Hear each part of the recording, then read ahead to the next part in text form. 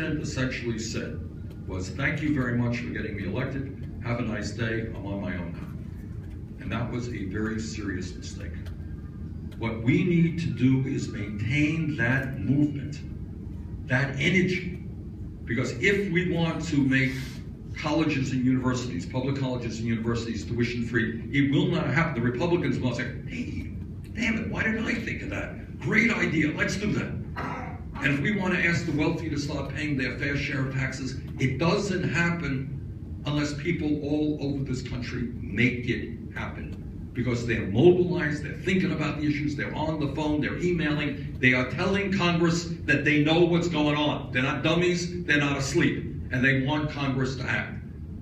But that requires a political revolution in the way we look at politics and the way we look at government. In the last midterm elections, 80% of young people didn't vote. 80%. Do you think you're going to have a country responding to the needs of young people when politicians look out there and say, free college, free tuition for public colleges and universities? I don't have to worry about these people. They don't vote.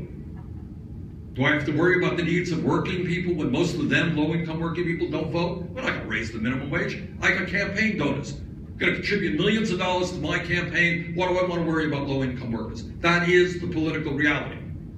And the only way we turn that around is when people stand up and become activated. And your presence here today, in the middle of the day, on a beautiful day, tells me that you are interested. We have to multiply what's going on in this room 10,000 times all over this country. And people have got to understand that in a democratic society, participating in the political process is your responsibility.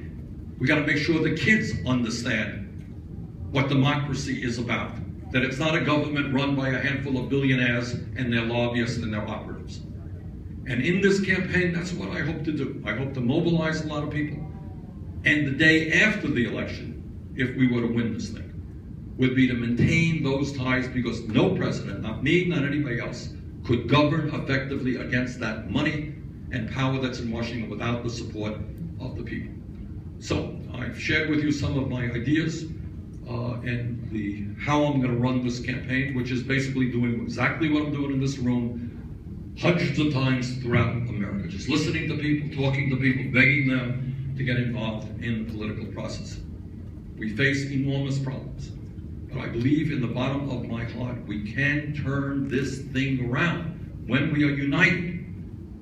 You know, bad public policy, bad decisions have gotten us to where we are today. Good decisions can change them. Think of what America looks like when a mom and dad go to work knowing that their kid has quality child care and that kid is getting the intellectual and emotional nourishment that he or she needs. Think of what America looks like when young people, kids who are in the 8th grade or the 10th grade, know that if they study hard, they will be able to go to college regardless of the income of their families. Think of what the younger generation will be feeling when they see the United States of America leading the world in the fight against climate change. What does this mean? We can do those things. These are not utopian, visionary ideas. We can do those things. But the obstacle is that we have enormous greed in this country. I honestly cannot explain to you, I cannot explain to you why a family like the Koch brothers worth $85 billion feel the compulsion to destroy Social Security, Medicare, Medicaid, the Environmental Protection Agency so they can get even richer. I would think that somebody might be content with $85 billion. Don't quite know why they need more, and on it goes. So as I see it, our only hope is to mobilize people at the grassroots level.